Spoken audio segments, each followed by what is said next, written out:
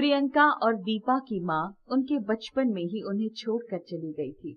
उनके पिता अशोक ने उनकी देखभाल के लिए दूसरी शादी कर ली, परंतु प्रीति दीपा और प्रियंका को बिल्कुल पसंद नहीं करती थी। वो किसी भी तरह से उनसे पीछा छुड़ाना चाहती थी। वो उनसे काम भी कराती और अशोक के सामने प्यार भी जताती थी। प्रियंका, ओ प्रियंका, अरे कहाँ मर गई? आई मम्मी। मैं तेरी मम्मी नहीं हूँ। पर पापा ने तो आपसे शादी की है और मेरी मम्मी तो हमें छोड़कर चली गई। पापा आपको ही हमारी मम्मी बनाकर लाए हैं। मैंने तेरे बाप से शादी करी है। तुम दोनों तो मुझे मुफ्त में मिल गई हो। मम्मी, मुझे भूख लगी है। पूरे दिन बस खाना ही खाना रह जाता है तुम दोनों को, और काम ही क्या है?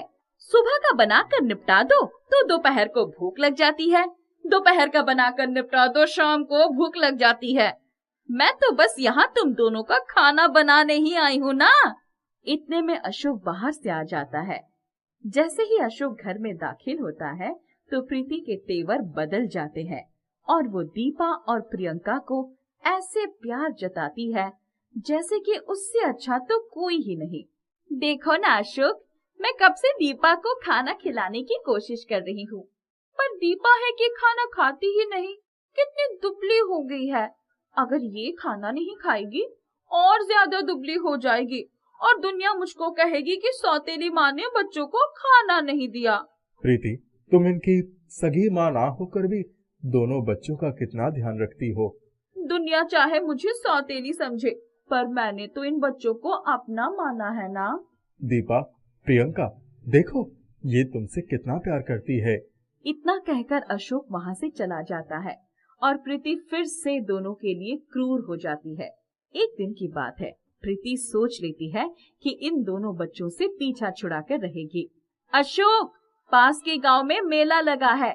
मेरा बहुत मन है कि मैं इन दोनों बच्चों को घुमा लाऊं। पूरे दिन घर में रहती हैं दोनों, थोड़ा बाहर निकलेगी तो दोनों का मन बहल जाएगा। हाँ, क्यों नहीं।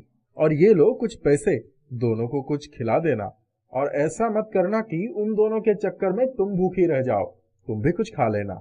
जाओ और तीनों मजे करो मेले में।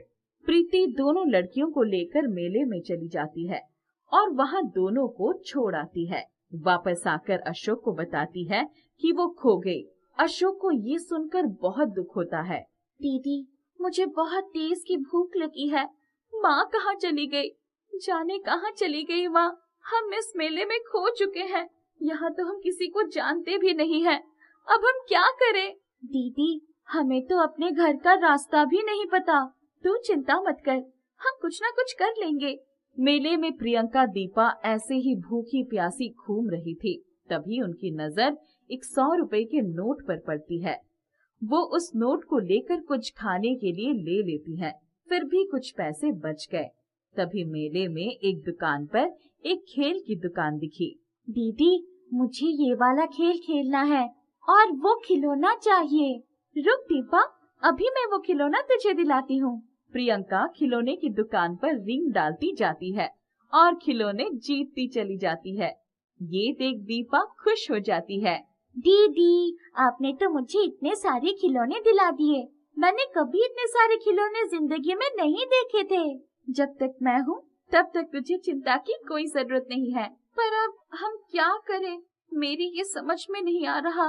घर का रास्ता हम जानते नहीं हैं और जो पैसे थे वो भी खर्च हो गए हैं, थक भी गए हैं। दीदी, वो पार्क है ना, वहाँ पर बैठते हैं।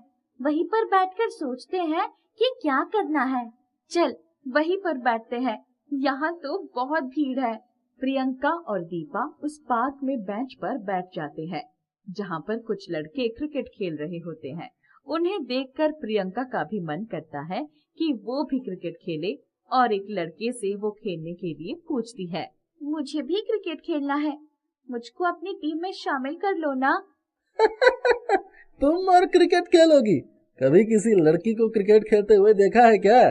क्रिकेट खेलना तो लड़कों का काम होता है, तुम जैसी लड़कियों का नहीं है।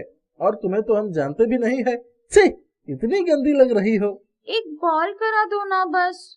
अरे चलो चलो, जाओ यहाँ से। लड़के क्रिकेट खेलते रहते हैं। प्रियंका और दीपा पास में बैठी रहती है।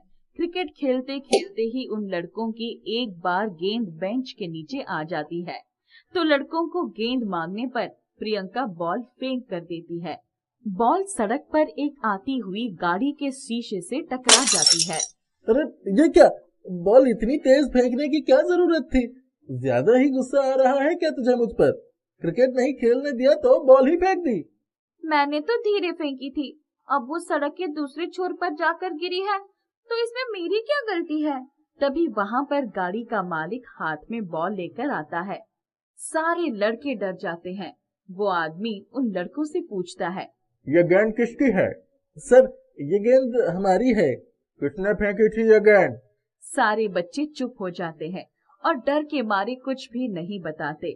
उस आदमी के बार बार पूछने पर लड़कों की टोली में से एक लड़का प्रियंका की तरफ इशारा करता है और सब लड़के वहाँ से डर के मारे भाग जाते हैं। ये गेंद तुमने फेंकी थी बेटी? हाँ। जरा फिर से फेंक कर दिखाना। क्या हुआ साहब, हम तो गरीब हैं, वैसे ही हम अपना घर भूल चुके हैं। हमारी माँ हमें छोड़कर न जाने कहाँ चली गई। मैंने तो गेंद उन लड़कों को दी थी, पता नहीं वो सड़क के दूसरी छोर पर कैसे पहुँच गई। माफ कर दो ना साहब। मैं तुम्हें डांट नहीं रहा, बस जो बॉल तुमने अभी फेंकी थी एक बार फिर से फेंक कर दिखाओ।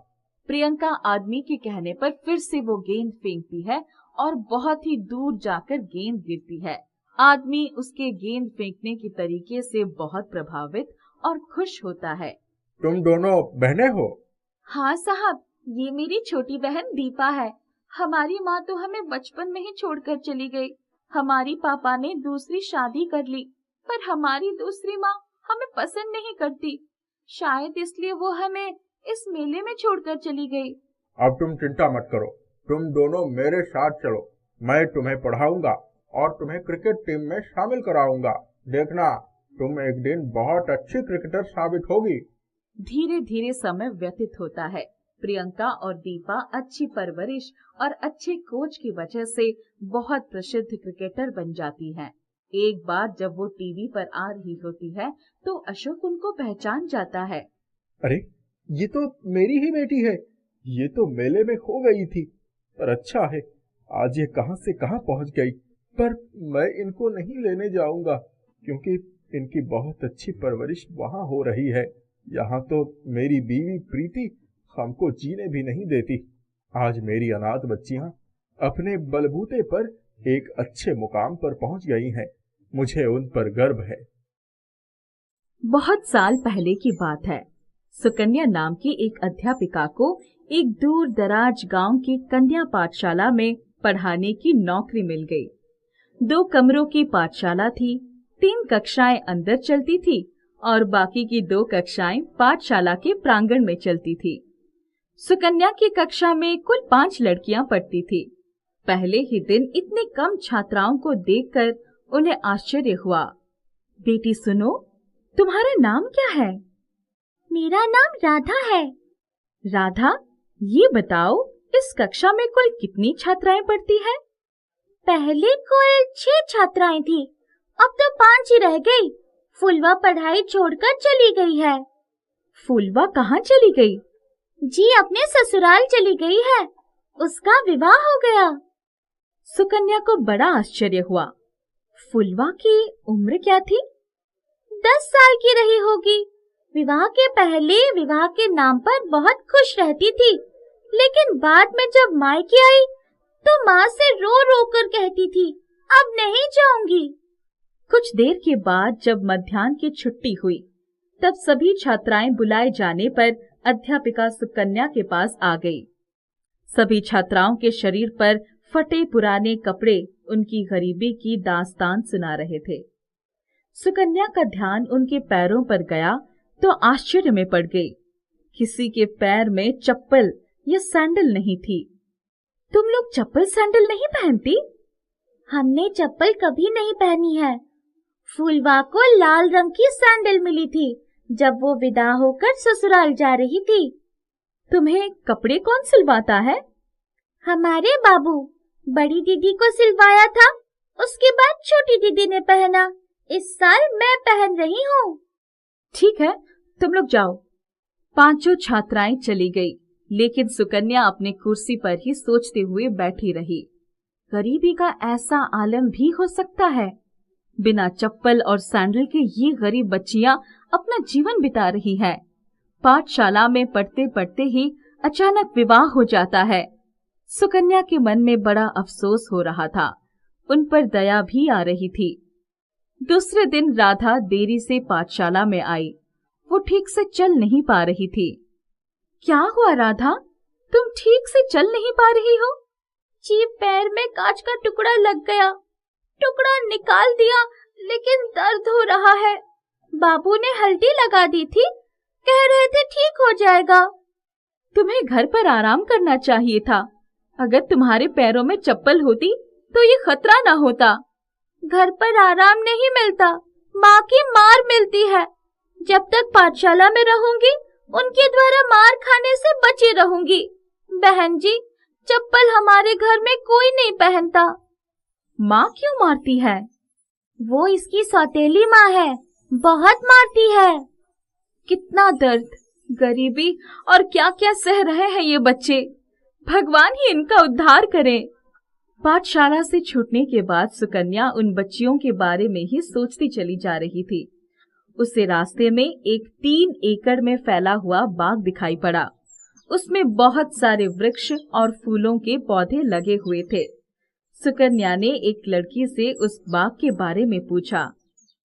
बेटी, यहाँ आओ, ये बाग किसका है? ये कन्या पाठशाला का बाग है। सुकन्या ने ये बात सुने तो वो बाग के अंदर चली गई। बाग उसे बहुत अच्छी लगी।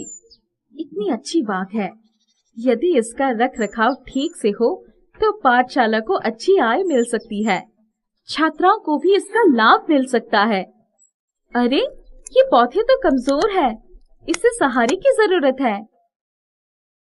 सुकन्या ने उस पौधों को सहारा देने के लिए एक रस्सी से उसे बांधकर उस रस्सी का दूसरा सिरा एक मोटे पेड़ से बांध दिया। वो पौधा सीधा हो गया। सुकन्या ने पूरे बाग का मुआयना किया और भविष्य की योजना उनके मन में आ गई। दूसरे दिन सुकन्या ने पाठशाला में उस बाग के पुनरुद्धार की योजना के बारे में चर्चा की। सुकन्या, देखो, ये पाठशाला बच्चों के पढ़ाई के लिए बनाई गई है। हमें इनकी पढ़ाई से ही संबंध रखना चाहिए। बच्चों से बागवानी कराना ठीक नहीं। हम 1-2 पीरियड श्रमदान के लिए रख सकते हैं। बच्चों की कार्य क्षमता भी बढ़ेगी, उन्हें सामुदायिक जीवन का ज्ञान होगा। मैं तो उनके अच्छे भविष्य के बारे में सोच रही हूँ। सुकन्या का कहना ठीक है, हमें ऐसे सुधार के कार्य करने चाहिए। बच्चों का मनोबल बढ़ेगा और हमारी पाठशाला का भी नाम होगा। शिक्षिका शशिकला ने सर झुका लिया। कुछ समय के बाद उसने छात्राओं को भड़काना शुरू किया, लेकिन कोई भी छात्रा उनकी बात से सहमत नहीं हुई। वे सब सुकन्या को अपना आदर्श मानती थी। सुकन्या छात्राओं को लेकर समय निकालकर उस बाग का रखरखाव करने लगी। साफ सफाई के साथ साथ सिंचाई भी होने लगी। कुछ दिनों के बाद राधा का ध्यान उस सहारा पाए हुए पौधे की तरफ गया, जो बड़ा पेड़ बन गया था। अरे, ये पौधा कुछ दिनों पहले गिर रहा था। मैंने इसे सहारा दिया और अब ये बड़ा पेड़ बन गया है। वो देखो, दूसरे पेड़ों में अच्छे फल भी आ गए हैं, फूल भी खिल रहा है। अरे वाह, वो देखो, पेड़ में सैंडल लटक रहे हैं, बहुत सुंदर है। हाँ हाँ, ये तो सचमुच बहुत प्यारे सैंडल है। इतने में पेड़ से आवाज आई। आपने मुझे आधार दिया, इसीलिए मैंने आपकी छात्राओं के लिए आवश्यक सैंडल का इंतजाम किया है। मैं आपके विचार जानता हूँ, इन सब से कहिए। सुकन्या ने छात्राओं को इशारा किया और उन सब ने अपने लिए सैंडल पेड़ से ले लिया। राधा ने भी अपने पैरों में सैंडल पहन ली। मेरे पैर का घाव अभी ठीक नहीं हुआ है, क्या मैं सैंडल को पहनकर चल पाऊंगी? आप इसे पहनकर कदम तो आगे बढ़ाइए, इसके बाद इसका कमाल देखिए। राधा ने सैंडल पहनकर जैसे ही कदम आगे बढ़ाया, उसका जख्म का दर्द गायब हो गया। वो बड़ी खुशी खुशी चलने लगी। ये तो कमाल हो गया, ये तो वाकई कमाल है। ऊपर वाले ने हमारी सुन ली, हमें ये जादुई पेड़ मिल गया। इस बाग के सारे फल और फूल आप लोगों के लिए है। आप बाजार में इन्हें बेचकर अच्छे पैसे कमा सकती हैं। उस पैसों से छात्राओं के जीवन में सुधार आ सकता है। सुकन्या और सभी छात्राएं ये सुनकर बहुत प्रसन्न हो गए। अब किसी भी छात्रा का पैर सूना नहीं रह गया। सबके पैरों में सुंदर सैंडल चमक रहे थे। सुकन्या ने सभी छात्राओं के साथ मिलकर बाग की काया पलट कर दी। बहुत सारे फल फूलों का अच्छा व्यापार शुरू हो गया। बहुत सारे धन की आय होने लगी। छात्राओं के लिए अच्छे अच्छे कपड़े, किताबें और कॉपियां खरीदी गई। छात्राओं को अच्छा खाना, अच्छा कपड़ा, अच्छी सुविधा और शिक्षा मिलने लगी। कन्या पाठशाला एक आदर्श पाठशाला बन गया। मीनू बहुत नाज नखरों से पली बड़ी थी। दिखने में बहुत खूबसूरत थी। खूबसूरत नए नक्श और सबसे खूबसूरत थी उसकी मीठी बोली। एक दिन उसकी, हमें मीनू की शादी के लिए वर तलाश कर देनी चाहिए। अब तो उसकी पढ़ाई भी पूरी हो गई है। उसके साथ की सभी लड़कियों की गृहस्थी भी बस गई है। हाँ, मैंने भी 2-3 जगह बात चलाई है, तुम भी देखती रहो। मीनू तभी माँ के पास आकर, माँ, मुझे माधव से शादी करनी है। कौन माधव? वही जो मोटरसाइकिल से घूमता है। हाँ माँ, वो बहुत अच्छा है, मुझे बहुत पसंद है। वो बैंक में काम करता है। उसकी माँ भी बहुत अच्छी है। मैं उनसे मिल चुकी हूँ। कब से जानती हो उसे? वो मेरे साथ कॉलेज में पढ़ता था। अब उसकी पक्की नौकरी भी है। मैं तुम्हें बताने वाली ही थी। चलो शाम को उनके घर चलने हैं, उसकी माँ से मिलना होगा। शाम को वो लोग माधव के घर गए। माधव की माँ ने उनकी खूब आवभगत की। वापस आने पर, मीनू, तुम उतने छोटे से घर में कैसे रह पाओगी? वो लोग बहुत गरीब हैं। जो है सो लड़का ही है। पापा, मैं भी तो नौकरी कर सकती हूँ, लेकिन शादी मैं माधव से ही करूँगी। मीनू की जिद के आगे माता पिता की एक न चली। दोनों की शादी हो गई। मीनू ससुराल आ गई। कुछ दिनों तक तो सब ठीक रहा, पर अब उसको पैसे का अभाव खलने लगा। बैंक की बंधी बंधाई तनख्वाह कब खत्म हो जाती पता ही नहीं चलता। मीनू परेशान रहने लगी। एक दिन, मीनू, कल संडे है। मेरा एक मित्र अरुण थाने पर आएगा। उसकी पत्नी मायके गई हुई है, इसीलिए मैंने उसे बुला लिया। क्या खिलाओगी? छोले भटूरे बना लूंगी। तुम्हें भी तो मेरे हाथ के छोले भटूरे पसंद है ना? हाँ, वो भी बंदा क्या याद रखेगा। दूसरे दिन मीनू सुबह से ही घर की साज सज्जा और खाना बनाने में लगी थी। तभी, मीनू, अब काम छोड़कर अपना हुलिया ठीक कर लो, अरुण आता ही होगा। जी माँ जी। वो झट से तैयार होने चली गई। अरुण ने जब छोले भटूरे खाए तो उसे बहुत पसंद आए। वाह भाभी, आपके हाथ में तो जादू है। क्या भटूरे बनाए हैं? ऐसे भटूरे तो रेस्टोरेंट में भी नहीं मिलेंगे। अरे यार, क्यों चने के झाड़ पर चढ़ा रहा है? अरे मैं सच कह रहा हूँ, तू घर का बना खाना खाता है ना? पहले तेरी माँ बढ़िया खाना बनाती थी, अब बीवी भी अच्छी खाना बनाती है। मुझसे पूछ, मेरी बीवी तो रसोई से दूर भागती है, इसीलिए मुझे यहाँ के सभी रेस्टोरेंट के स्वाद का पता है। मीनू बहुत खुश थी। अरुण के जाने के बाद, माधव, क्यों ना हम भी अपनी एक छोले भटूरे की छोटी सी दुकान खोल लें? मैंने अरुण को बोला था कि चने के झाड़ पर मत चढ़ा। अब उसका फल तो मुझे ही भुगतना पड़ रहा है। तुम्हें तो मेरी हर बात मजाक ही लगती है। अरे नहीं, मैं मजाक नहीं कर रहा हूँ। अभी हमारी शादी को 1 साल ही हुए हैं। तुम्हारे घर वाले सोचेंगे कि मैं ठीक से तुम्हारी देखभाल नहीं कर सकता। माधव, मेरे पापा खुद एक बिजनेसमैन है, वो कभी ऐसा नहीं सोचेंगे। बात तो आई गई हो गई। अपनी खूबसूरत बीवी को घुमाने फिराने के लिए और उसके साथ श्रृंगार के लिए पैसे ही नहीं बचते थे। मीनू कभी कोई डिमांड नहीं करती थी, पर माधव को अधिक से अधिक पैसा कमाने की चाहत थी। एक दिन, सर, आपके लिए मैं कुछ लाया हूँ, प्लीज मेरा होम लोन जल्दी पास करवा दीजिए। आप बाहर चलिए, मैं आता हूँ। वो व्यक्ति बाहर गया तो उसने माधव को एक थैली पकड़ा दी। माधव ने थैली तुरंत उसके हाथ में वापस कर दी। उसकी हिम्मत देखकर उसके हाथ कांपने लगे।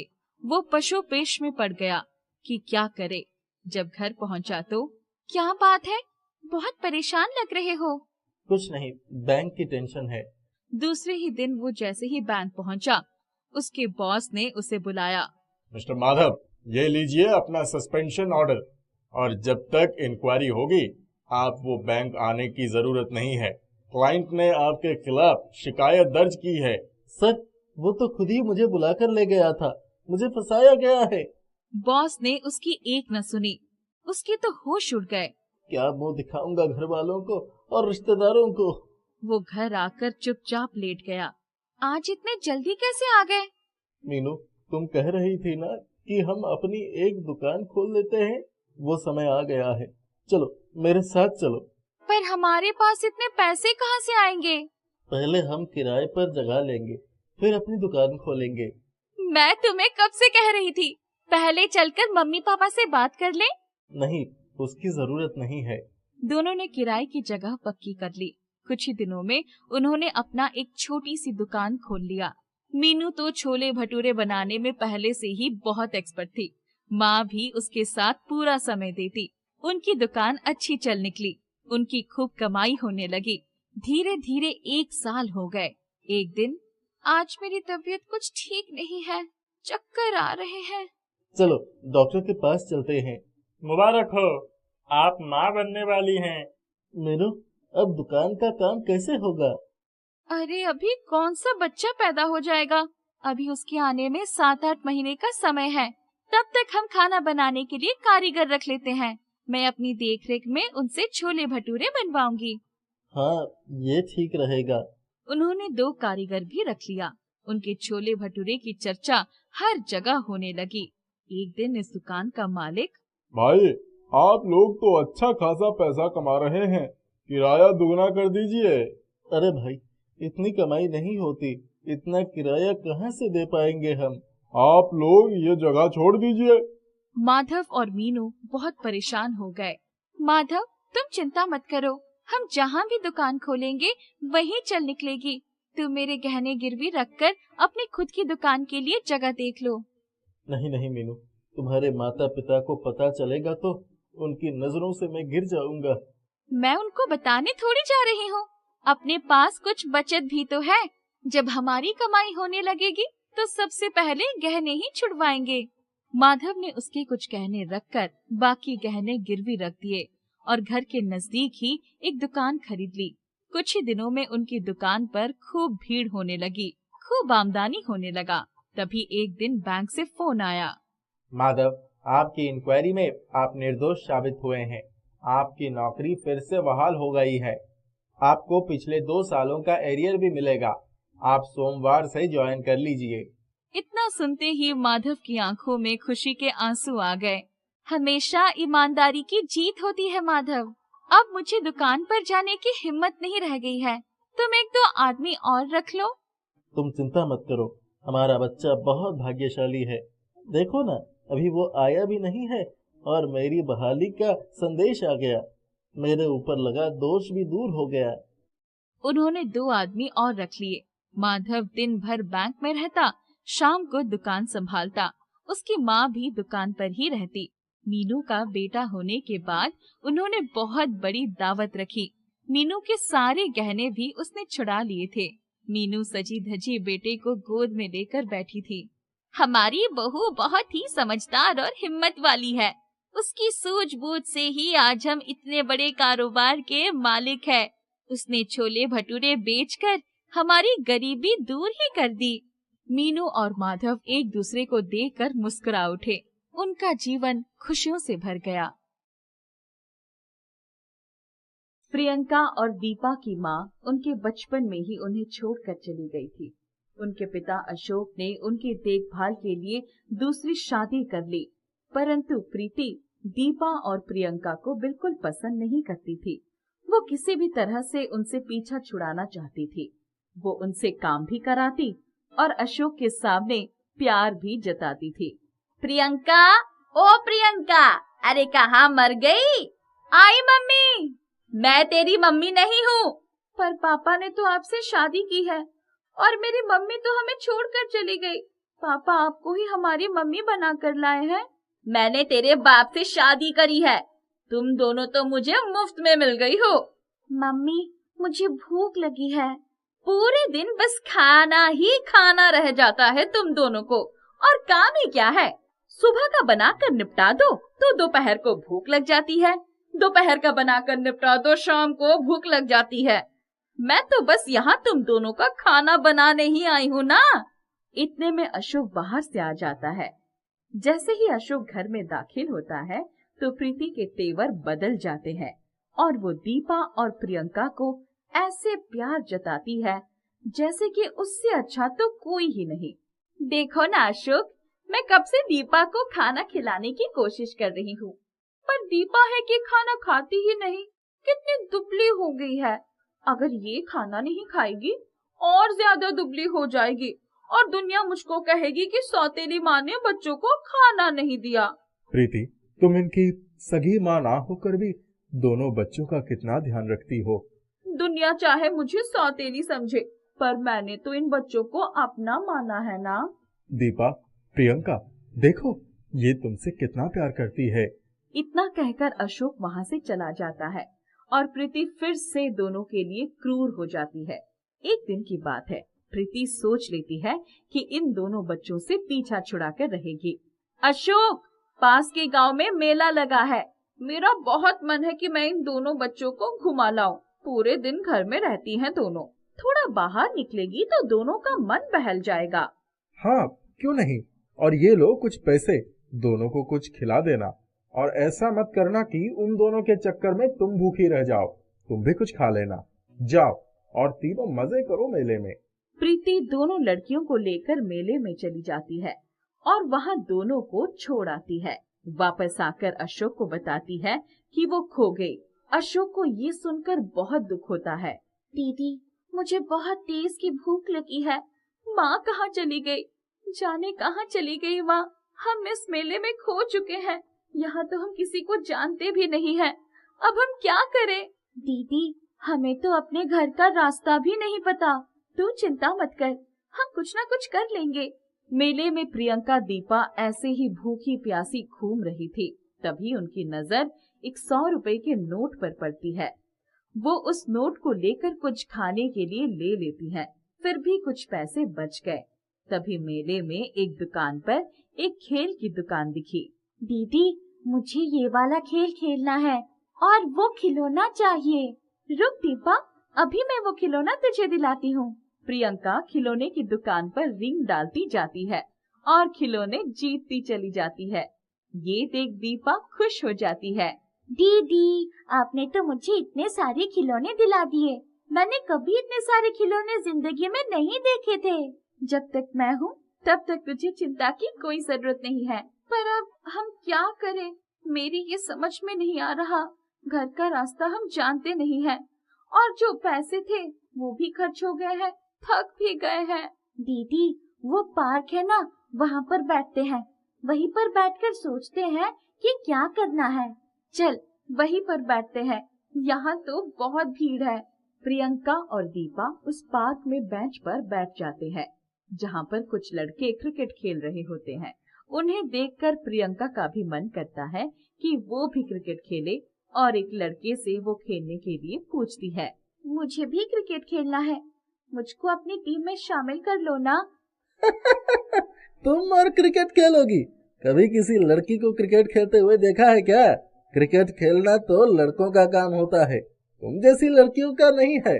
और तुम्हें तो हम जानते भी नहीं है। छी, इतनी गंदी लग रही हो। एक बॉल करा दो ना बस। अरे चलो चलो, जाओ यहाँ से। लड़के क्रिकेट खेलते रहते हैं। प्रियंका और दीपा पास में बैठी रहती है।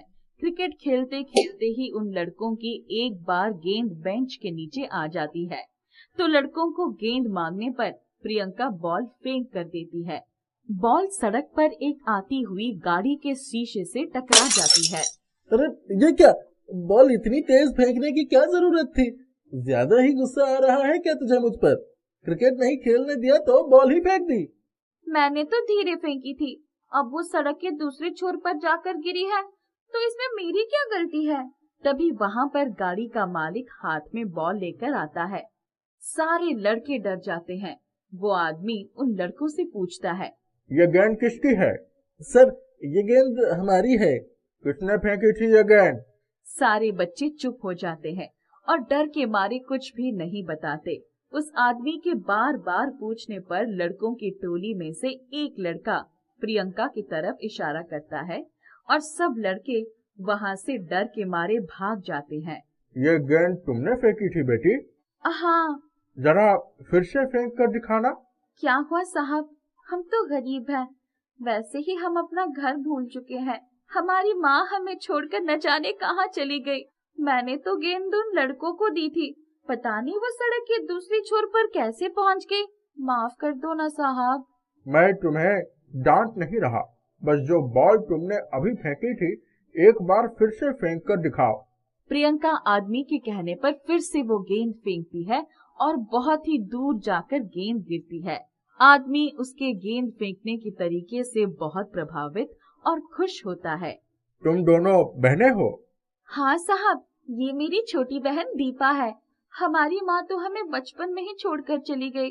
हमारी पापा ने दूसरी शादी कर ली, पर हमारी दूसरी माँ हमें पसंद नहीं करती। शायद इसलिए वो हमें इस मेले में छोड़कर चली गई। अब तुम चिंता मत करो, तुम दोनों मेरे साथ चलो। मैं तुम्हें पढ़ाऊंगा और तुम्हें क्रिकेट टीम में शामिल कराऊंगा। देखना, तुम एक दिन बहुत अच्छी क्रिकेटर साबित होगी। धीरे धीरे समय व्यतीत होता है। प्रियंका और दीपा अच्छी परवरिश और अच्छे कोच की वजह से बहुत प्रसिद्ध क्रिकेटर बन जाती हैं। एक बार जब वो टीवी पर आ रही होती है तो अशोक उनको पहचान जाता है। अरे, ये तो मेरी ही बेटी है। ये तो मेले में खो गई थी, पर अच्छा है आज ये कहां से कहां पहुंच गई। पर मैं इनको नहीं लेने जाऊंगा क्योंकि इनकी बहुत अच्छी परवरिश वहां हो रही है। यहाँ तो मेरी बीवी प्रीति हमको जीने भी नहीं देती। आज मेरी अनाथ बच्चियां अपने बलबूते पर एक अच्छे मुकाम पर पहुंच गई हैं। मुझे उन पर गर्व है। बहुत साल पहले की बात है। सुकन्या नाम की एक अध्यापिका को एक दूर दराज गांव की कन्या पाठशाला में पढ़ाने की नौकरी मिल गई। 2 कमरों की पाठशाला थी। 3 कक्षाएं अंदर चलती थी और बाकी की 2 कक्षाएं पाठशाला के प्रांगण में चलती थी। सुकन्या की कक्षा में कुल 5 लड़कियां पढ़ती थी। पहले ही दिन इतने कम छात्राओं को देखकर उन्हें आश्चर्य हुआ। बेटी सुनो, तुम्हारा नाम क्या है? मेरा नाम राधा है। राधा, ये बताओ इस कक्षा में कुल कितनी छात्राएं पढ़ती हैं? पहले कुल 6 छात्राएं थी, अब तो 5 ही रह गई। फुलवा पढ़ाई छोड़कर चली गई है। फुलवा कहाँ चली गई? जी अपने ससुराल चली गई है, उसका विवाह हो गया। सुकन्या को बड़ा आश्चर्य हुआ। फुलवा की उम्र क्या थी? 10 साल की रही होगी। विवाह के पहले विवाह के नाम पर बहुत खुश रहती थी, लेकिन बाद में जब मायके आई तो माँ से रो रो कर कहती थी, अब नहीं जाऊंगी। कुछ देर के बाद जब मध्याह्न की छुट्टी हुई, तब सभी छात्राएं बुलाए जाने पर अध्यापिका सुकन्या के पास आ गई। सभी छात्राओं के शरीर पर फटे पुराने कपड़े उनकी गरीबी की दास्तान सुना रहे थे। सुकन्या का ध्यान उनके पैरों पर गया तो आश्चर्य में पड़ गई। किसी के पैर में चप्पल या सैंडल नहीं थी। तुम लोग चप्पल सैंडल नहीं पहनती? हमने चप्पल कभी नहीं पहनी है। फूलवा को लाल रंग की सैंडल मिली थी जब वो विदा होकर ससुराल जा रही थी। तुम्हें कपड़े कौन सिलवाता है? हमारे बाबू। बड़ी दीदी को सिलवाया था, उसके बाद छोटी दीदी ने पहना। इस साल मैं पहन रही हूँ। ठीक है, तुम लोग जाओ। 5 छात्राएं चली गई, लेकिन सुकन्या अपनी कुर्सी पर ही सोचते हुए बैठी रही। गरीबी का ऐसा आलम भी हो सकता है। बिना चप्पल और सैंडल के ये गरीब बच्चियां अपना जीवन बिता रही हैं। पाठशाला में पढ़ते पढ़ते ही अचानक विवाह हो जाता है। सुकन्या के मन में बड़ा अफसोस हो रहा था। उन पर दया भी आ रही थी। दूसरे दिन राधा देरी से पाठशाला में आई। वो ठीक से चल नहीं पा रही थी। क्या हुआ राधा, तुम ठीक से चल नहीं पा रही हो? जी पैर में कांच का टुकड़ा लग गया। टुकड़ा निकाल दिया, लेकिन दर्द हो रहा है। बाबू ने हल्दी लगा दी थी, कह रहे थे ठीक हो जाएगा। तुम्हें घर पर आराम करना चाहिए था। अगर तुम्हारे पैरों में चप्पल होती तो ये खतरा ना होता। घर पर आराम नहीं मिलता, माँ की मार मिलती है। जब तक पाठशाला में रहूंगी उनके द्वारा मार खाने से बची रहूंगी। बहन जी, चप्पल हमारे घर में कोई नहीं पहनता। माँ क्यों मारती है? वो इसकी सौतेली माँ है, बहुत मारती है। कितना दर्द, गरीबी और क्या क्या सह रहे हैं ये बच्चे। भगवान ही इनका उद्धार करे। पाठशाला से छूटने के बाद सुकन्या उन बच्चियों के बारे में ही सोचती चली जा रही थी। उसे रास्ते में एक 3 एकड़ में फैला हुआ बाग दिखाई पड़ा। उसमें बहुत सारे वृक्ष और फूलों के पौधे लगे हुए थे। सुकन्या ने एक लड़की से उस बाग के बारे में पूछा। बेटी, यहाँ आओ। ये बाग किसका है? ये कन्या पाठशाला का बाग है। सुकन्या ने ये बात सुने तो वो बाग के अंदर चली गई। बाग उसे बहुत अच्छी लगी।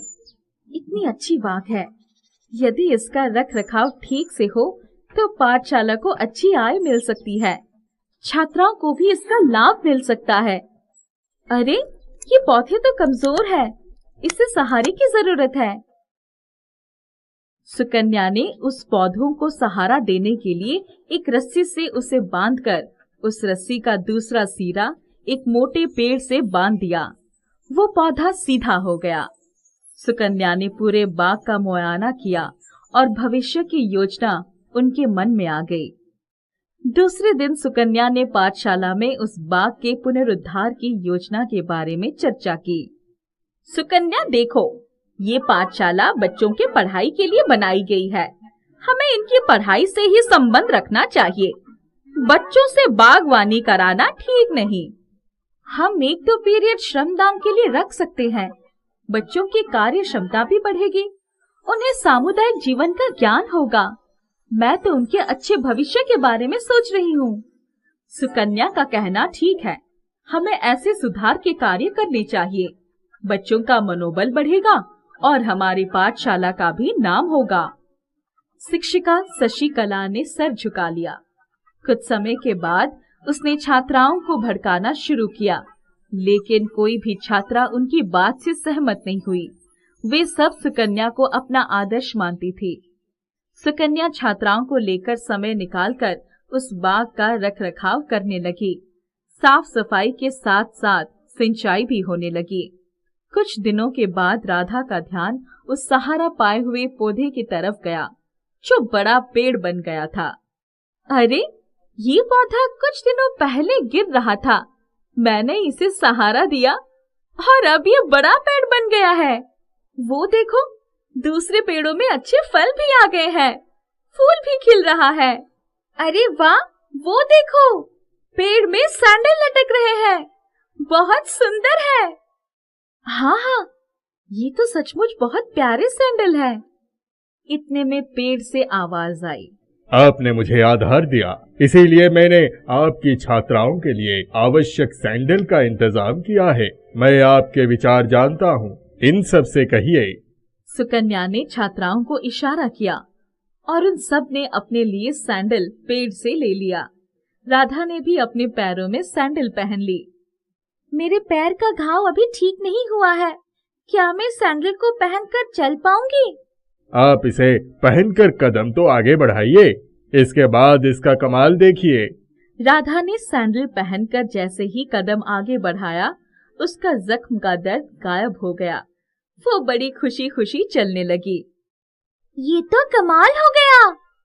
ये तो वाकई कमाल है।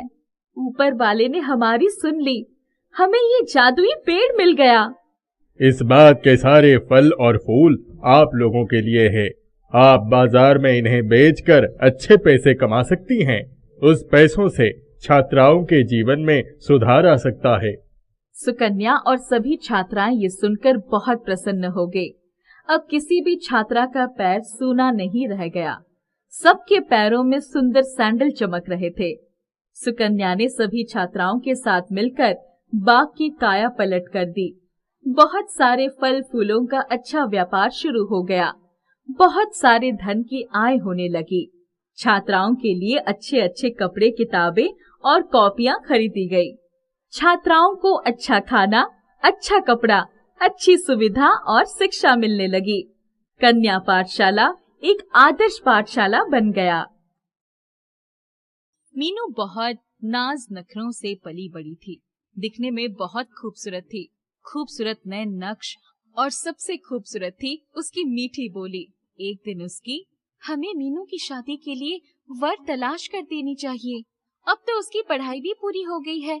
उसके साथ की सभी लड़कियों की गृहस्थी भी बस गई है। हाँ, मैंने भी 2-3 जगह बात चलाई है, तुम भी देखती रहो। मीनू तभी माँ के पास आकर, माँ, मुझे माधव से शादी करनी है। कौन माधव? वही जो मोटरसाइकिल से घूमता है। हाँ माँ, वो बहुत अच्छा है, मुझे बहुत पसंद है। वो बैंक में काम करता है। उसकी माँ भी बहुत अच्छी है, मैं उनसे मिल चुकी हूँ। कब से जानती हो उसे? वो मेरे साथ कॉलेज में पढ़ता था। अब उसकी पक्की नौकरी भी है। मैं तुम्हें बताने वाली ही थी। चलो शाम को उनके घर चलने हैं, उसकी माँ से मिलना होगा। शाम को वो लोग माधव के घर गए। माधव की माँ ने उनकी खूब आवभगत की। वापस आने पर, मीनू, तुम उतने छोटे से घर में कैसे रह पाओगी? वो लोग बहुत गरीब हैं, जो है सो लड़का ही है।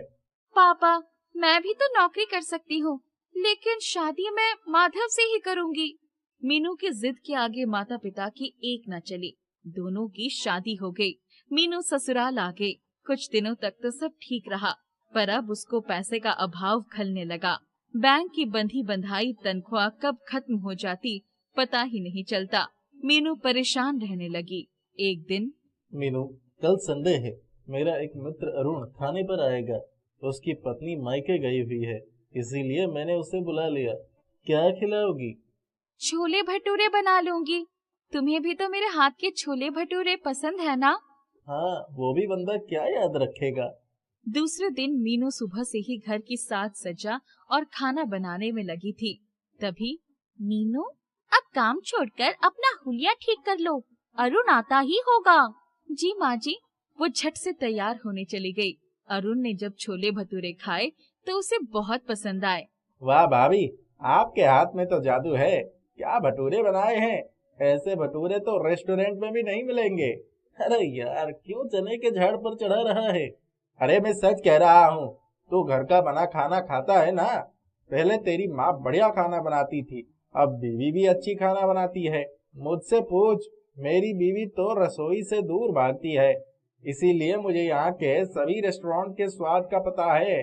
मीनू बहुत खुश थी। अरुण के जाने के बाद, माधव, क्यों ना हम भी अपनी एक छोले भटूरे की छोटी सी दुकान खोल लें? मैंने अरुण को बोला था कि चने के झाड़ पर मत चढ़ा, अब उसका फल तो मुझे ही भुगतना पड़ रहा है। तुम्हें तो मेरी हर बात मजाक ही लगती है। अरे नहीं, मैं मजाक नहीं कर रहा हूँ। अभी हमारी शादी को 1 साल ही हुए हैं। तुम्हारे घर वाले सोचेंगे कि मैं ठीक से तुम्हारी देखभाल नहीं कर सकता। माधव, मेरे पापा खुद एक बिजनेसमैन है, वो कभी ऐसा नहीं सोचेंगे। बात तो आई गई हो गई। अपनी खूबसूरत बीवी को घुमाने फिराने के लिए और उसके साथ श्रृंगार के लिए पैसे ही नहीं बचते थे। मीनू कभी कोई डिमांड नहीं करती थी, पर माधव को अधिक से अधिक पैसा कमाने की चाहत थी। एक दिन, सर, आपके लिए मैं कुछ लाया हूँ, प्लीज मेरा होम लोन जल्दी पास करवा दीजिए। आप बाहर चलिए, मैं आता हूँ। वो व्यक्ति बाहर गया तो उसने माधव को एक थैली पकड़ा दी। माधव ने थैली तुरंत उसके हाथ में वापस कर दी। उसकी हिम्मत देखकर उसके हाथ कांपने लगे। वो पशोपेश में पड़ गया कि क्या करे। जब घर पहुंचा तो, क्या बात है, बहुत परेशान लग रहे हो? कुछ नहीं, बैंक की टेंशन है। दूसरे ही दिन वो जैसे ही बैंक पहुंचा, उसके बॉस ने उसे बुलाया। मिस्टर माधव, ये लीजिए अपना सस्पेंशन ऑर्डर, और जब तक इंक्वायरी होगी आप वो बैंक आने की जरूरत नहीं है। क्लाइंट ने आपके खिलाफ शिकायत दर्ज की है। सर, वो तो खुद ही मुझे बुलाकर ले गया था, मुझे फंसाया गया है। बॉस ने उसकी एक न सुनी। उसके तो होश उड़ गए। क्या मुंह दिखाऊंगा घर वालों को और रिश्तेदारों को। वो घर आकर चुपचाप लेट गया। आज इतने जल्दी कैसे आ गए? मीनू, तुम कह रही थी ना कि हम अपनी एक दुकान खोल लेते हैं, वो समय आ गया है। चलो मेरे साथ चलो। पर हमारे पास इतने पैसे कहाँ से आएंगे? पहले हम किराए पर जगह लेंगे, फिर अपनी दुकान खोलेंगे।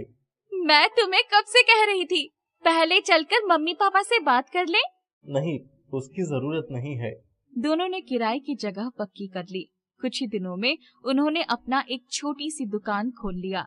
मीनू तो छोले भटूरे बनाने में पहले से ही बहुत एक्सपर्ट थी। माँ भी उसके साथ पूरा समय देती। उनकी दुकान अच्छी चल निकली। उनकी खूब कमाई होने लगी। धीरे धीरे 1 साल हो गए। एक दिन, आज मेरी तबीयत कुछ ठीक नहीं है, चक्कर आ रहे हैं। चलो डॉक्टर के पास चलते हैं। मुबारक हो, आप माँ बनने वाली हैं। मीनू, अब दुकान का काम कैसे होगा? अरे अभी कौन सा बच्चा पैदा हो जाएगा? अभी उसके आने में 7-8 महीने का समय है। तब तक हम खाना बनाने के लिए कारीगर रख लेते हैं।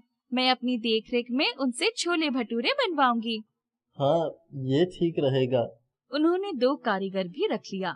उनके छोले भटूरे की चर्चा हर जगह होने लगी।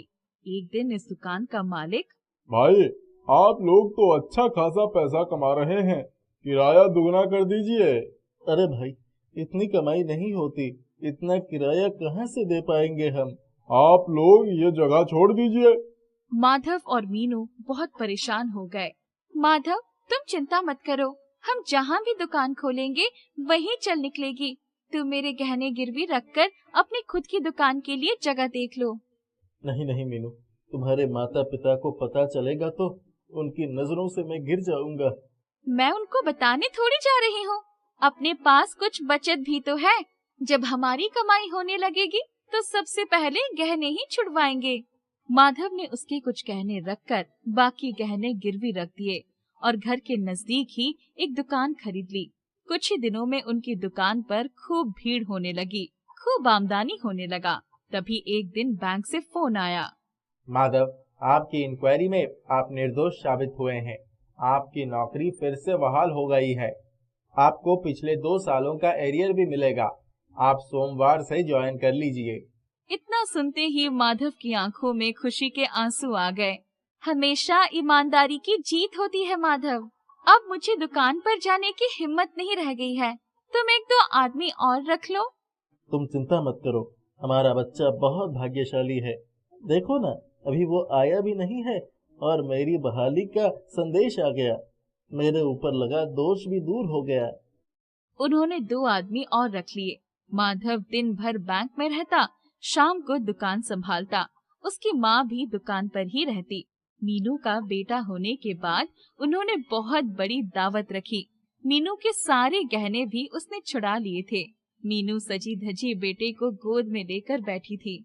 हमारी बहू बहुत ही समझदार और हिम्मत वाली है। उसकी सूझबूझ से ही आज हम इतने बड़े कारोबार के मालिक हैं। उसने छोले भटूरे बेचकर हमारी गरीबी दूर ही कर दी। मीनू और माधव एक दूसरे को देखकर मुस्कुरा उठे। उनका जीवन खुशियों से भर गया। प्रियंका और दीपा की माँ उनके बचपन में ही उन्हें छोड़कर चली गई थी। उनके पिता अशोक ने उनकी देखभाल के लिए दूसरी शादी कर ली, परंतु प्रीति दीपा और प्रियंका को बिल्कुल पसंद नहीं करती थी। वो किसी भी तरह से उनसे पीछा छुड़ाना चाहती थी। वो उनसे काम भी कराती और अशोक के सामने प्यार भी जताती थी। प्रियंका, ओ प्रियंका, अरे कहाँ मर गई? आई मम्मी। मैं तेरी मम्मी नहीं हूँ। पर पापा ने तो आपसे शादी की है और मेरी मम्मी तो हमें छोड़कर चली गई। पापा आपको ही हमारी मम्मी बना कर लाए हैं। मैंने तेरे बाप से शादी करी है। तुम दोनों तो मुझे मुफ्त में मिल गई हो। मम्मी, मुझे भूख लगी है। पूरे दिन बस खाना ही खाना रह जाता है तुम दोनों को, और काम ही क्या है? सुबह का बनाकर निपटा दो तो दोपहर को भूख लग जाती है, दोपहर का बनाकर निपटा दो शाम को भूख लग जाती है। मैं तो बस यहाँ तुम दोनों का खाना बनाने ही आई हूँ ना। इतने में अशोक बाहर से आ जाता है। जैसे ही अशोक घर में दाखिल होता है तो प्रीति के तेवर बदल जाते हैं और वो दीपा और प्रियंका को ऐसे प्यार जताती है जैसे कि उससे अच्छा तो कोई ही नहीं। देखो ना अशोक, मैं कब से दीपा को खाना खिलाने की कोशिश कर रही हूँ, पर दीपा है कि खाना खाती ही नहीं। कितनी दुबली हो गई है। अगर ये खाना नहीं खाएगी और ज्यादा दुबली हो जाएगी और दुनिया मुझको कहेगी कि सौतेली माँ ने बच्चों को खाना नहीं दिया। प्रीति, तुम इनकी सगी माँ ना होकर भी दोनों बच्चों का कितना ध्यान रखती हो। दुनिया चाहे मुझे सौतेली समझे, पर मैंने तो इन बच्चों को अपना माना है ना। दीपा, प्रियंका, देखो ये तुमसे कितना प्यार करती है। इतना कहकर अशोक वहाँ से चला जाता है और प्रीति फिर से दोनों के लिए क्रूर हो जाती है। एक दिन की बात है, प्रीति सोच लेती है कि इन दोनों बच्चों से पीछा छुड़ाकर रहेगी। अशोक, पास के गांव में मेला लगा है। मेरा बहुत मन है कि मैं इन दोनों बच्चों को घुमा लाऊं। पूरे दिन घर में रहती हैं दोनों, थोड़ा बाहर निकलेगी तो दोनों का मन बहल जाएगा। हाँ, क्यों नहीं। और ये लो कुछ पैसे, दोनों को कुछ खिला देना। और ऐसा मत करना कि उन दोनों के चक्कर में तुम भूखी रह जाओ। तुम भी कुछ खा लेना। जाओ और तीनों मजे करो मेले में। प्रीति दोनों लड़कियों को लेकर मेले में चली जाती है और वहाँ दोनों को छोड़ आती है। वापस आकर अशोक को बताती है कि वो खो गई। अशोक को ये सुनकर बहुत दुख होता है। दीदी, मुझे बहुत तेज की भूख लगी है। माँ कहाँ चली गई? जाने कहाँ चली गई माँ? हम इस मेले में खो चुके हैं। यहाँ तो हम किसी को जानते भी नहीं हैं। अब हम क्या करें? दीदी, हमें तो अपने घर का रास्ता भी नहीं पता। तू चिंता मत कर, हम कुछ ना कुछ कर लेंगे। मेले में प्रियंका दीपा ऐसे ही भूखी प्यासी घूम रही थी। तभी उनकी नजर एक 100 रुपए के नोट पर पड़ती है। वो उस नोट को लेकर कुछ खाने के लिए ले लेती है। फिर भी कुछ पैसे बच गए। तभी मेले में एक दुकान पर एक खेल की दुकान दिखी।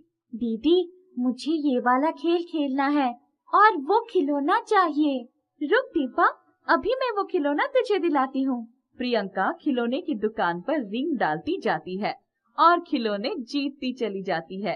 ये देख दीपा खुश हो जाती है। दीदी, आपने तो मुझे इतने सारे खिलौने दिला दिए। मैंने कभी इतने सारे खिलौने जिंदगी में नहीं देखे थे। जब तक मैं हूँ तब तक तुझे चिंता की कोई जरूरत नहीं है। पर अब हम क्या करें? मेरी ये समझ में नहीं आ रहा। घर का रास्ता हम जानते नहीं हैं और जो पैसे थे वो भी खर्च हो गए हैं, थक भी गए हैं। दीदी, वो पार्क है ना, वहाँ पर बैठते हैं। वहीं पर बैठकर सोचते हैं कि क्या करना है। चल, वहीं पर बैठते हैं। यहाँ तो बहुत भीड़ है। प्रियंका और दीपा उस पार्क में बेंच पर बैठ जाते हैं, जहाँ पर कुछ लड़के क्रिकेट खेल रहे होते हैं। उन्हें देखकर प्रियंका का भी मन करता है कि वो भी क्रिकेट खेले और एक लड़के से वो खेलने के लिए पूछती है। मुझे भी क्रिकेट खेलना है, मुझको अपनी टीम में शामिल कर लो ना। तुम और क्रिकेट खेलोगी? कभी किसी लड़की को क्रिकेट खेलते हुए देखा है क्या? क्रिकेट खेलना तो लड़कों का काम होता है, तुम जैसी लड़कियों का नहीं है। और तुम्हें तो हम जानते भी नहीं है। छी, इतनी गंदी लग रही हो। एक बॉल करा दो ना बस। अरे चलो चलो, जाओ यहाँ से। लड़के क्रिकेट खेलते रहते हैं। प्रियंका और दीपा पास में बैठी रहती है। क्रिकेट खेलते खेलते ही उन लड़कों की एक बार गेंद बेंच के नीचे आ जाती है, तो लड़कों को गेंद मांगने पर प्रियंका बॉल फेंक कर देती है। बॉल सड़क पर एक आती हुई गाड़ी के शीशे से टकरा जाती है। अरे ये क्या? बॉल इतनी तेज फेंकने की क्या जरूरत थी? ज्यादा ही गुस्सा आ रहा है क्या तुझे मुझ पर? क्रिकेट नहीं खेलने दिया तो बॉल ही फेंक दी। मैंने तो धीरे फेंकी थी। अब वो सड़क के दूसरे छोर पर जाकर गिरी है, तो इसमें मेरी क्या गलती है? तभी वहाँ पर गाड़ी का मालिक हाथ में बॉल लेकर आता है। सारे लड़के डर जाते हैं। वो आदमी उन लड़कों से पूछता है, ये गेंद किसकी है? सर, ये गेंद हमारी है। किसने फेंकी थी ये गेंद? सारे बच्चे चुप हो जाते हैं और डर के मारे कुछ भी नहीं बताते। उस आदमी के बार बार पूछने पर लड़कों की टोली में से एक लड़का प्रियंका की तरफ इशारा करता है और सब लड़के वहाँ से डर के मारे भाग जाते हैं। ये गेंद तुमने फेंकी थी बेटी? हाँ।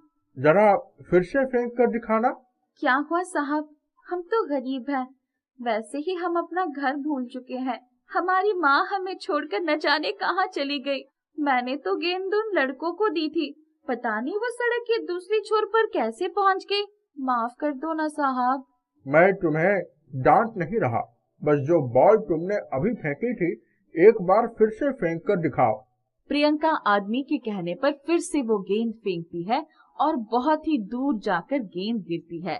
आदमी उसके गेंद फेंकने के तरीके से बहुत प्रभावित और खुश होता है। तुम दोनों बहनें हो? हाँ साहब, ये मेरी छोटी बहन दीपा है। हमारी माँ तो हमें बचपन में ही छोड़कर चली गई। हमारी पापा ने दूसरी शादी कर ली, पर हमारी दूसरी माँ हमें पसंद नहीं करती। शायद इसलिए वो हमें इस मेले में छोड़कर चली गई। अब तुम चिंता मत करो, तुम दोनों मेरे साथ चलो। मैं तुम्हें पढ़ाऊंगा और तुम्हें क्रिकेट टीम में शामिल कराऊंगा। देखना, तुम एक दिन बहुत अच्छी क्रिकेटर साबित होगी। धीरे धीरे समय व्यतीत होता है। प्रियंका और दीपा अच्छी परवरिश और अच्छे कोच की वजह से बहुत प्रसिद्ध क्रिकेटर बन जाती हैं। एक बार जब वो टीवी पर आ रही होती है तो अशोक उनको पहचान जाता है। अरे, ये तो मेरी ही बेटी है। ये तो मेले में खो गई थी, पर अच्छा है आज ये कहां से कहां पहुंच गई। पर मैं इनको नहीं लेने जाऊंगा क्योंकि इनकी बहुत अच्छी परवरिश वहां हो रही है। यहाँ तो मेरी बीवी प्रीति हमको जीने भी नहीं देती। आज मेरी अनाथ बच्चियां अपने बलबूते पर एक अच्छे मुकाम पर पहुंच गई हैं। मुझे उन पर गर्व है। बहुत साल पहले की बात है।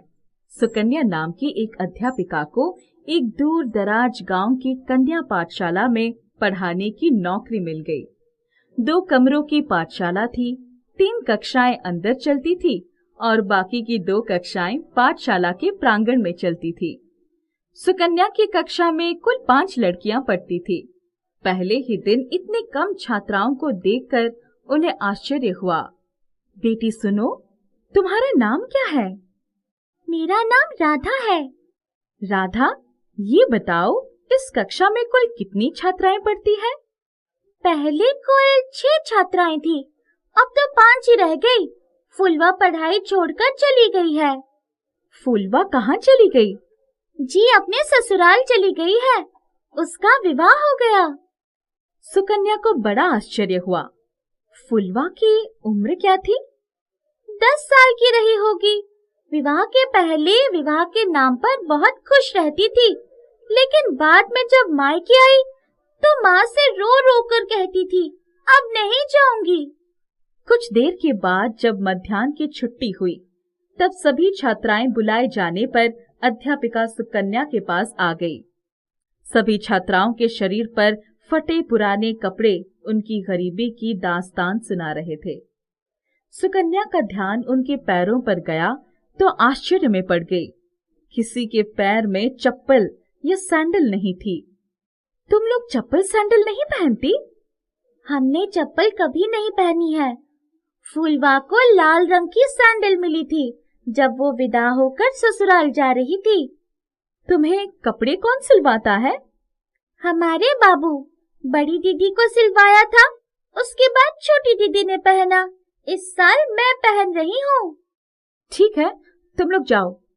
5 छात्राएं चली गई, लेकिन सुकन्या अपनी कुर्सी पर ही सोचते हुए बैठी रही।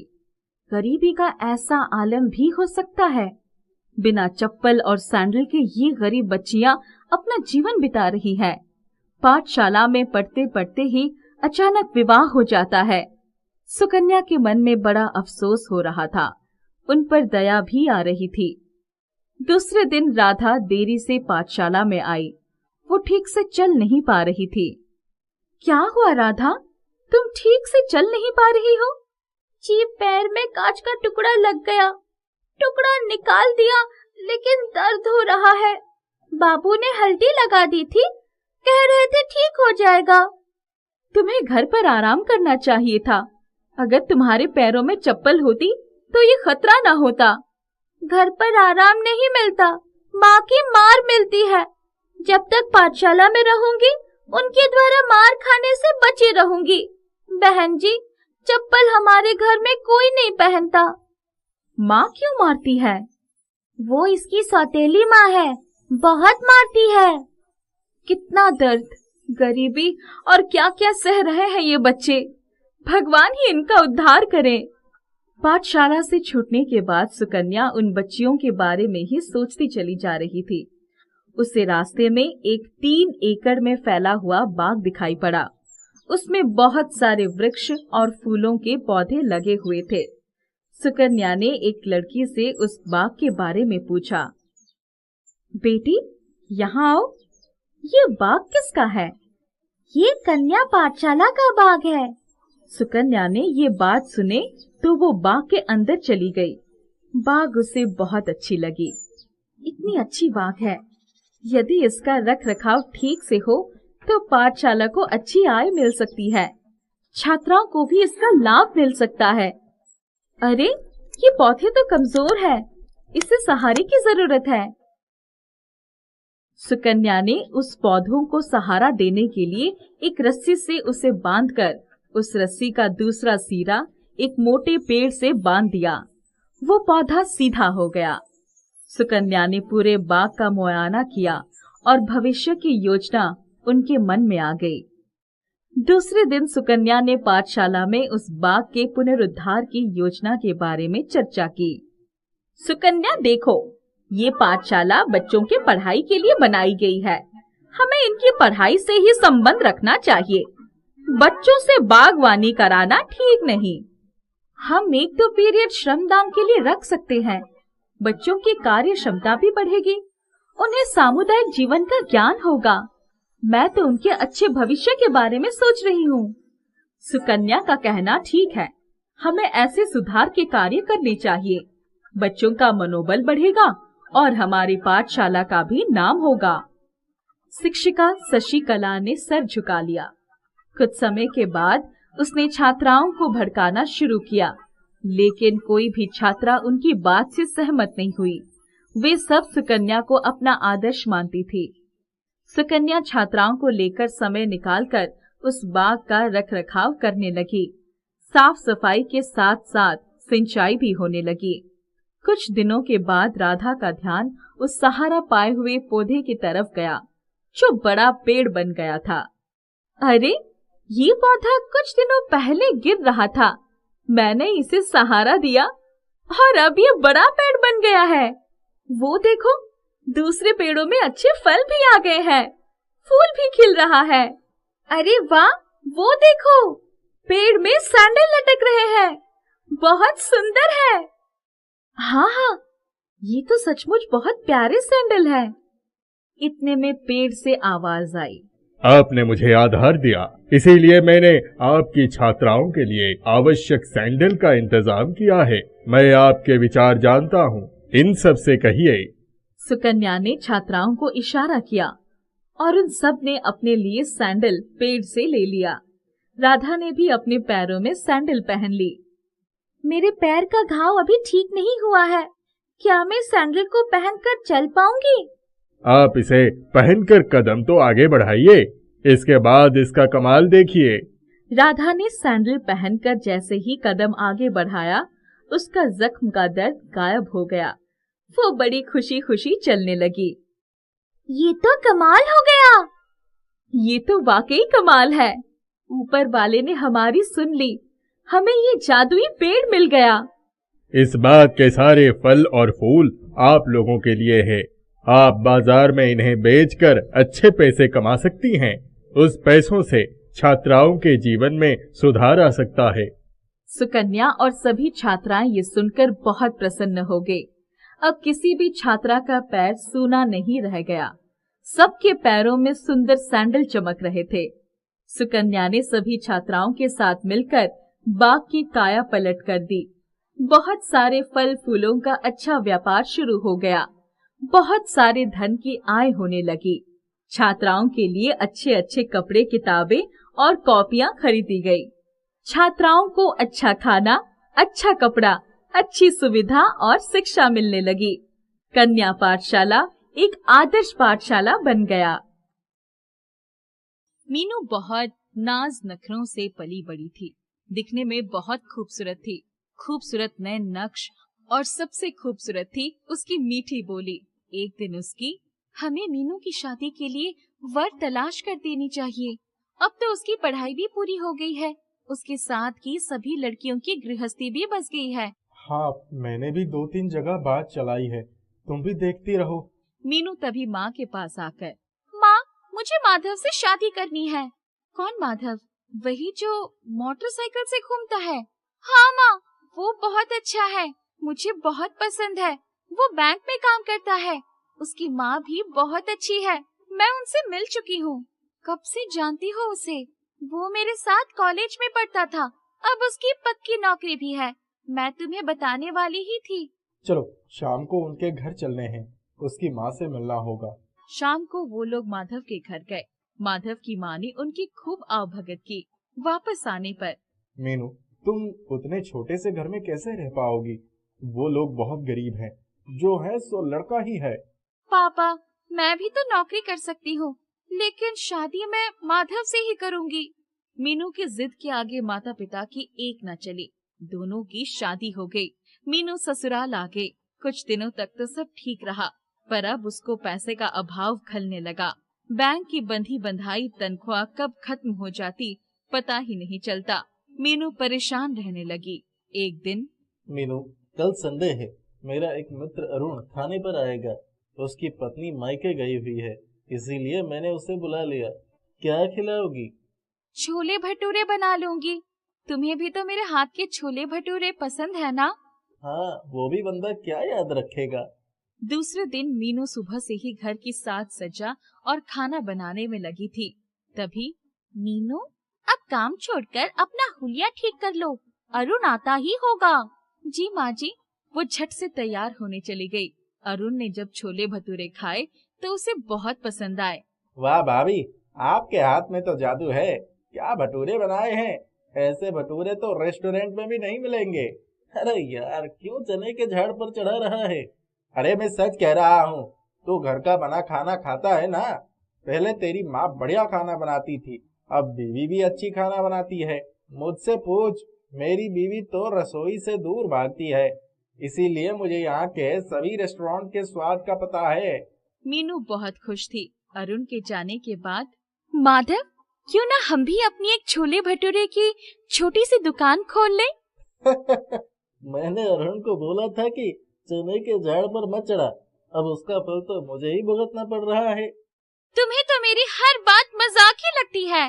अरे नहीं, मैं मजाक नहीं कर रहा हूँ। अभी हमारी शादी को 1 साल ही हुए हैं। तुम्हारे घर वाले सोचेंगे कि मैं ठीक से तुम्हारी देखभाल नहीं कर सकता। माधव, मेरे पापा खुद एक बिजनेसमैन है, वो कभी ऐसा नहीं सोचेंगे। बात तो आई गई हो गई। अपनी खूबसूरत बीवी को घुमाने फिराने के लिए और उसके साज श्रृंगार के लिए पैसे ही नहीं बचते थे। मीनू कभी कोई डिमांड नहीं करती थी, पर माधव को अधिक से अधिक पैसा कमाने की चाहत थी। एक दिन, सर, आपके लिए मैं कुछ लाया हूँ, प्लीज मेरा होम लोन जल्दी पास करवा दीजिए। आप बाहर चलिए, मैं आता हूँ। वो व्यक्ति बाहर गया तो उसने माधव को एक थैली पकड़ा दी। माधव ने थैली तुरंत उसके हाथ में वापस कर दी। उसकी हिम्मत देखकर उसके हाथ कांपने लगे। वो पशोपेश में पड़ गया कि क्या करे। जब घर पहुंचा तो, क्या बात है, बहुत परेशान लग रहे हो? कुछ नहीं, बैंक की टेंशन है। दूसरे ही दिन वो जैसे ही बैंक पहुंचा, उसके बॉस ने उसे बुलाया। मिस्टर माधव, ये लीजिए अपना सस्पेंशन ऑर्डर, और जब तक इंक्वायरी होगी आप वो बैंक आने की जरूरत नहीं है। क्लाइंट ने आपके खिलाफ शिकायत दर्ज की है। सर, वो तो खुद ही मुझे बुलाकर ले गया था, मुझे फंसाया गया है। बॉस ने उसकी एक न सुनी। उसके तो होश उड़ गए। क्या मुंह दिखाऊंगा घर वालों को और रिश्तेदारों को। वो घर आकर चुपचाप लेट गया। आज इतने जल्दी कैसे आ गए? मीनू, तुम कह रही थी ना कि हम अपनी एक दुकान खोल लेते हैं, वो समय आ गया है। चलो मेरे साथ चलो। पर हमारे पास इतने पैसे कहाँ से आएंगे? पहले हम किराए पर जगह लेंगे, फिर अपनी दुकान खोलेंगे। मैं तुम्हें कब से कह रही थी, पहले चलकर मम्मी पापा से बात कर ले। नहीं, उसकी जरूरत नहीं है। दोनों ने किराए की जगह पक्की कर ली। कुछ ही दिनों में उन्होंने अपना एक छोटी सी दुकान खोल लिया। मीनू तो छोले भटूरे बनाने में पहले से ही बहुत एक्सपर्ट थी। माँ भी उसके साथ पूरा समय देती। उनकी दुकान अच्छी चल निकली। उनकी खूब कमाई होने लगी। धीरे धीरे 1 साल हो गए। एक दिन, आज मेरी तबीयत कुछ ठीक नहीं है, चक्कर आ रहे हैं। चलो डॉक्टर के पास चलते हैं। मुबारक हो, आप माँ बनने वाली हैं। मीनू, अब दुकान का काम कैसे होगा? अरे अभी कौन सा बच्चा पैदा हो जाएगा, अभी उसके आने में 7-8 महीने का समय है। तब तक हम खाना बनाने के लिए कारीगर रख लेते हैं। मैं अपनी देखरेख में उनसे छोले भटूरे बनवाऊंगी। हाँ, ये ठीक रहेगा। उन्होंने 2 कारीगर भी रख लिया। उनके छोले भटूरे की चर्चा हर जगह होने लगी। एक दिन इस दुकान का मालिक, भाई, आप लोग तो अच्छा खासा पैसा कमा रहे हैं, किराया दुगना कर दीजिए। अरे भाई, इतनी कमाई नहीं होती, इतना किराया कहाँ से दे पाएंगे हम? आप लोग ये जगह छोड़ दीजिए। माधव और मीनू बहुत परेशान हो गए। माधव, तुम चिंता मत करो, हम जहाँ भी दुकान खोलेंगे वहीं चल निकलेगी। तुम मेरे गहने गिरवी रखकर अपनी खुद की दुकान के लिए जगह देख लो। नहीं नहीं मीनू, तुम्हारे माता पिता को पता चलेगा तो उनकी नजरों से मैं गिर जाऊंगा। मैं उनको बताने थोड़ी जा रही हूँ, अपने पास कुछ बचत भी तो है। जब हमारी कमाई होने लगेगी तो सबसे पहले गहने ही छुड़वाएंगे। माधव ने उसके कुछ गहने रखकर बाकी गहने गिरवी रख दिए और घर के नजदीक ही एक दुकान खरीद ली। कुछ ही दिनों में उनकी दुकान पर खूब भीड़ होने लगी, खूब आमदनी होने लगा। तभी एक दिन बैंक से फोन आया। माधव, आपकी इंक्वायरी में आप निर्दोष साबित हुए हैं। आपकी नौकरी फिर से बहाल हो गई है। आपको पिछले 2 सालों का एरियर भी मिलेगा। आप सोमवार से ज्वाइन कर लीजिए। इतना सुनते ही माधव की आंखों में खुशी के आंसू आ गए। हमेशा ईमानदारी की जीत होती है माधव। अब मुझे दुकान पर जाने की हिम्मत नहीं रह गई है। तुम 1-2 आदमी और रख लो। तुम चिंता मत करो, हमारा बच्चा बहुत भाग्यशाली है। देखो ना, अभी वो आया भी नहीं है और मेरी बहाली का संदेश आ गया। मेरे ऊपर लगा दोष भी दूर हो गया। उन्होंने 2 आदमी और रख लिए। माधव दिन भर बैंक में रहता, शाम को दुकान संभालता। उसकी माँ भी दुकान पर ही रहती। मीनू का बेटा होने के बाद उन्होंने बहुत बड़ी दावत रखी। मीनू के सारे गहने भी उसने छुड़ा लिए थे। मीनू सजी धजी बेटे को गोद में लेकर बैठी थी। हमारी बहू बहुत ही समझदार और हिम्मत वाली है। उसकी सूझबूझ से ही आज हम इतने बड़े कारोबार के मालिक हैं। उसने छोले भटूरे बेचकर हमारी गरीबी दूर ही कर दी। मीनू और माधव एक दूसरे को देखकर मुस्कुरा उठे। उनका जीवन खुशियों से भर गया। प्रियंका और दीपा की माँ उनके बचपन में ही उन्हें छोड़कर चली गई थी। उनके पिता अशोक ने उनकी देखभाल के लिए दूसरी शादी कर ली, परंतु प्रीति दीपा और प्रियंका को बिल्कुल पसंद नहीं करती थी। वो किसी भी तरह से उनसे पीछा छुड़ाना चाहती थी। वो उनसे काम भी कराती और अशोक के सामने प्यार भी जताती थी। प्रियंका, ओ प्रियंका, अरे कहाँ मर गई? आई मम्मी। मैं तेरी मम्मी नहीं हूँ। पर पापा ने तो आपसे शादी की है और मेरी मम्मी तो हमें छोड़कर चली गई। पापा आपको ही हमारी मम्मी बना कर लाए हैं। मैंने तेरे बाप से शादी करी है। तुम दोनों तो मुझे मुफ्त में मिल गई हो। मम्मी, मुझे भूख लगी है। पूरे दिन बस खाना ही खाना रह जाता है तुम दोनों को, और काम ही क्या है? सुबह का बनाकर निपटा दो तो दोपहर को भूख लग जाती है, दोपहर का बनाकर निपटा दो शाम को भूख लग जाती है। मैं तो बस यहाँ तुम दोनों का खाना बनाने ही आई हूँ ना। इतने में अशोक बाहर से आ जाता है। जैसे ही अशोक घर में दाखिल होता है तो प्रीति के तेवर बदल जाते हैं और वो दीपा और प्रियंका को ऐसे प्यार जताती है जैसे कि उससे अच्छा तो कोई ही नहीं। देखो ना अशोक, मैं कब से दीपा को खाना खिलाने की कोशिश कर रही हूँ, पर दीपा है कि खाना खाती ही नहीं। कितनी दुबली हो गई है। अगर ये खाना नहीं खाएगी और ज्यादा दुबली हो जाएगी और दुनिया मुझको कहेगी कि सौतेली माँ ने बच्चों को खाना नहीं दिया। प्रीति, तुम इनकी सगी माँ ना होकर भी दोनों बच्चों का कितना ध्यान रखती हो। दुनिया चाहे मुझे सौतेली समझे, पर मैंने तो इन बच्चों को अपना माना है ना। दीपा, प्रियंका, देखो ये तुमसे कितना प्यार करती है। इतना कहकर अशोक वहाँ से चला जाता है और प्रीति फिर से दोनों के लिए क्रूर हो जाती है। एक दिन की बात है, प्रीति सोच लेती है कि इन दोनों बच्चों से पीछा छुड़ा कर रहेगी। अशोक, पास के गांव में मेला लगा है, मेरा बहुत मन है कि मैं इन दोनों बच्चों को घुमा लाऊं। पूरे दिन घर में रहती हैं दोनों, थोड़ा बाहर निकलेगी तो दोनों का मन बहल जाएगा। हाँ, क्यों नहीं। और ये लो कुछ पैसे, दोनों को कुछ खिला देना। और ऐसा मत करना कि उन दोनों के चक्कर में तुम भूखी रह जाओ, तुम भी कुछ खा लेना। जाओ और तीनों मजे करो मेले में। प्रीति दोनों लड़कियों को लेकर मेले में चली जाती है और वहाँ दोनों को छोड़ आती है।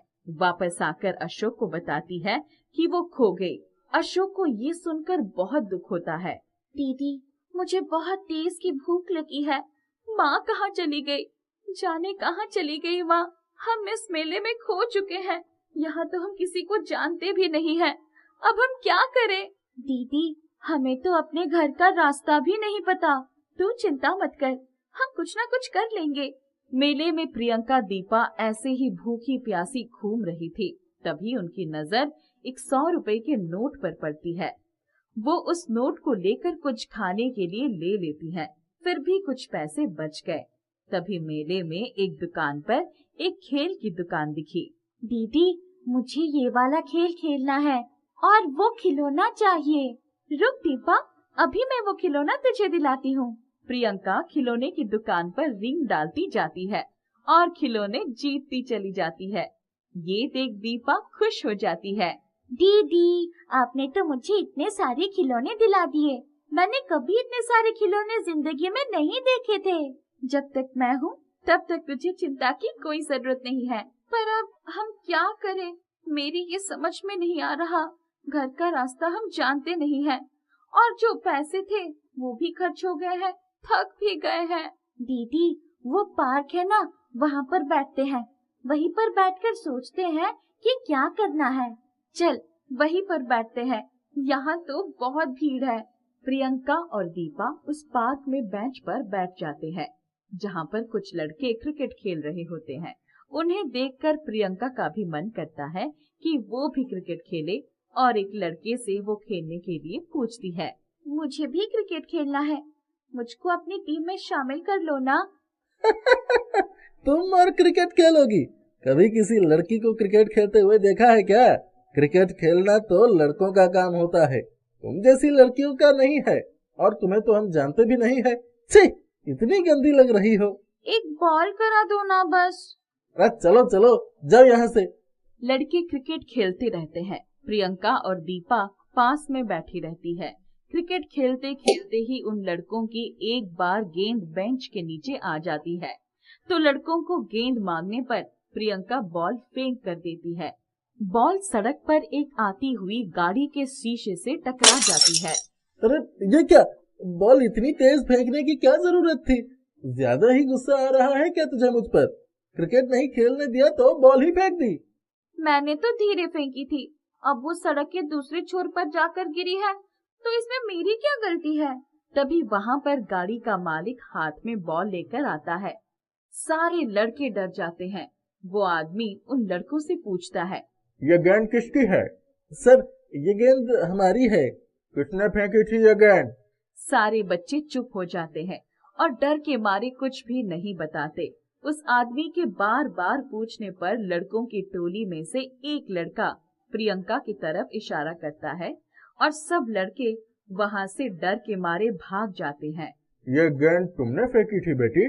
हाँ। जरा फिर से फेंक कर दिखाना। क्या हुआ साहब, हम तो गरीब हैं। वैसे ही हम अपना घर भूल चुके हैं।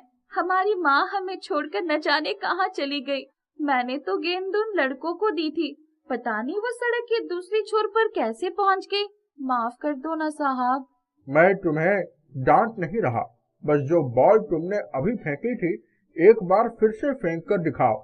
प्रियंका आदमी के कहने पर फिर से वो गेंद फेंकती है और बहुत ही दूर जाकर गेंद गिरती है।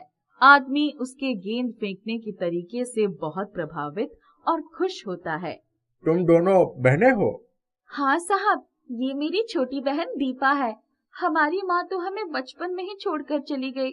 हमारी पापा ने दूसरी शादी कर ली, पर हमारी दूसरी माँ हमें पसंद नहीं करती। शायद इसलिए वो हमें इस मेले में छोड़कर चली गई। अब तुम चिंता मत करो, तुम दोनों मेरे साथ चलो। मैं तुम्हें पढ़ाऊंगा और तुम्हें क्रिकेट टीम में शामिल कराऊंगा। देखना तुम एक दिन बहुत अच्छी क्रिकेटर साबित होगी। धीरे धीरे समय व्यतीत होता है। प्रियंका और दीपा अच्छी परवरिश और अच्छे कोच की वजह से बहुत प्रसिद्ध क्रिकेटर बन जाती हैं। एक बार जब वो टीवी पर आ रही होती है तो अशोक उनको पहचान जाता है। अरे, ये तो मेरी ही बेटी है। ये तो मेले में खो गई थी, पर अच्छा है आज ये कहां से कहां पहुंच गई। पर मैं इनको नहीं लेने जाऊंगा क्योंकि इनकी बहुत अच्छी परवरिश वहां हो रही है। यहाँ तो मेरी बीवी प्रीति हमको जीने भी नहीं देती।